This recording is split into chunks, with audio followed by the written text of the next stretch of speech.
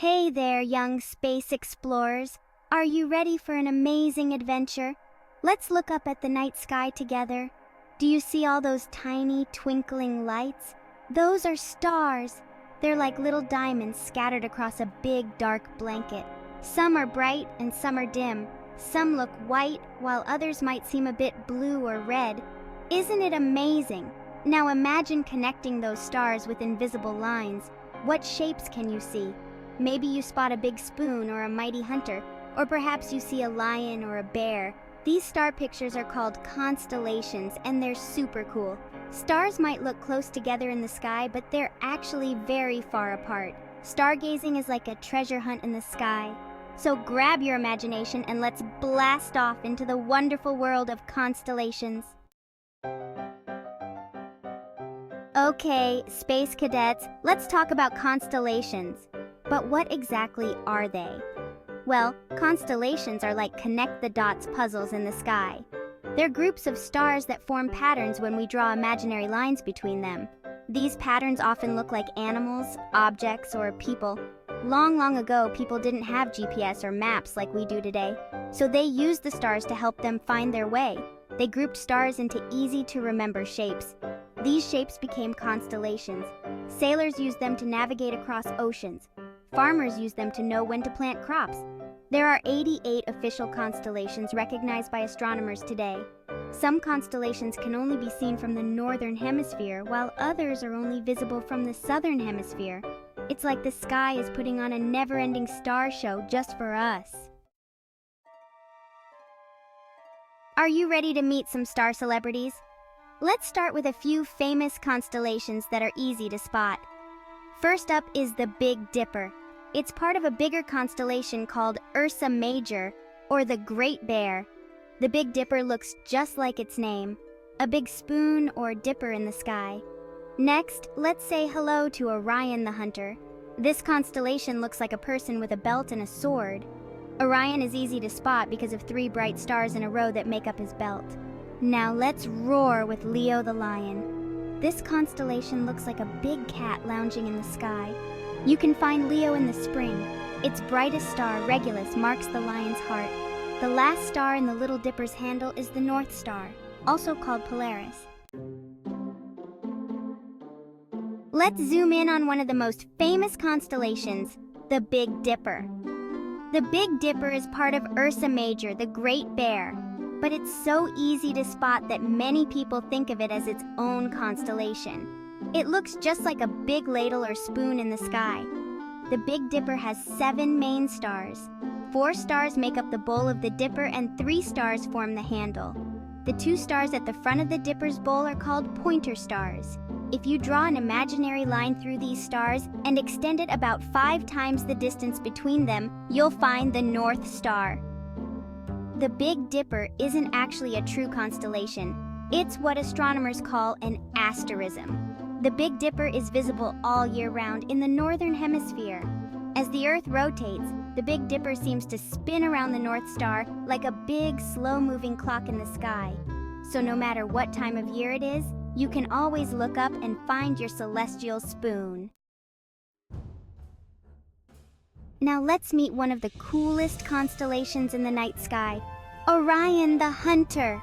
Orion is easy to spot because it has so many bright stars. The most noticeable part of Orion is his belt. It's made up of 3 bright stars in a straight line.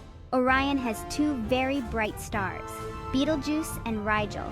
Betelgeuse is a red supergiant star that forms Orion's right shoulder. Rigel is a blue supergiant that marks Orion's left foot. Below Orion's belt, you can see a faint fuzzy patch. This is the Orion Nebula, a giant cloud of gas and dust where new stars are being born. Orion is best seen in the winter months in the northern hemisphere. It rises in the east and sets in the west, just like the sun. Ancient people used Orion to help them know when to plant and harvest crops. Even today, we can use Orion as a seasonal marker, just like our ancestors did thousands of years ago.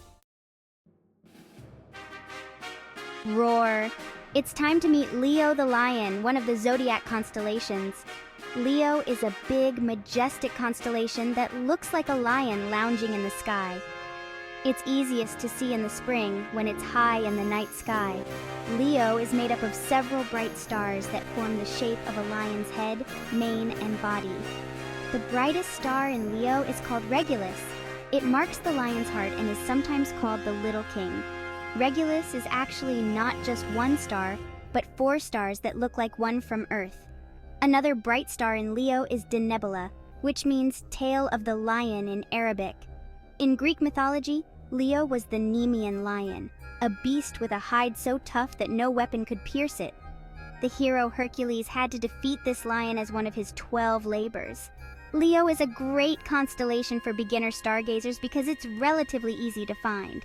With a little practice, you'll be spotting this celestial cat in no time. Let's meet a family of stars, Ursa Major and Ursa Minor. These constellations are also known as the Great Bear and the Little Bear. Remember the Big Dipper we talked about earlier? It's actually part of Ursa Major. The Big Dipper forms the bear's back and tail. If you look closely, you might be able to see the rest of the bear's body, including its head and legs. Ursa Minor is smaller and fainter than Ursa Major. It's also known as the Little Dipper because it looks like a smaller version of the Big Dipper. The most famous star in Ursa Minor is Polaris, the North Star. Polaris is at the end of the Little Dipper's handle, or the tip of the Little Bear's tail. Ursa Major and Ursa Minor are circumpolar constellations in the Northern Hemisphere. No matter what time of night or what season it is, you can always see these bear constellations spinning around Polaris in the northern sky. Isn't it amazing how different cultures can see the same stars but imagine different stories? Are you ready to become a constellation detective? Finding constellations can be like a fun treasure hunt in the sky. The first step is to find a dark place away from bright lights. Your backyard might work, or maybe a nearby park. Ask a grown-up to help you find a safe spot. Remember, your eyes need about 30 minutes to fully adjust to the dark, so be patient. Next, you'll need to know which direction you're facing. Remember Polaris, the North Star? If you can find it, you'll always know which way is north. The Big Dipper can help you find Polaris. Look for the 2 stars at the front of the Big Dipper's bowl. Draw an imaginary line through these stars and extend it about 5 times. The bright star you reach is Polaris. Start with the easy ones like the Big Dipper or Orion. How exciting to have an ever-changing cosmic show right above your head. Did you know that people all over the world have been telling stories about constellations for thousands of years? It's true. Different cultures see different pictures in the stars and have created amazing stories to explain them. In ancient Greece, people saw the constellation Orion as a mighty hunter. They said Orion was so strong and proud that he boasted he could kill any animal on Earth. This made the goddess Hera angry, so she sent a giant scorpion to sting Orion. Zeus put both Orion and the scorpion in the sky as constellations. In China, people saw a different picture in the stars we call Orion. They saw these stars as Shen, a great hunter and warrior. The stars we call Vega and Altair were seen as 2 lovers, separated by the Milky Way. Native American tribes had their own stories too.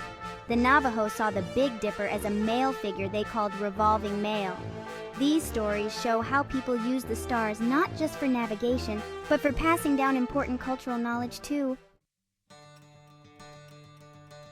Wow, what an amazing journey through the stars we've had. We've met mighty hunters, great bears, and even a celestial lion. We've learned how to find constellations and heard stories from around the world.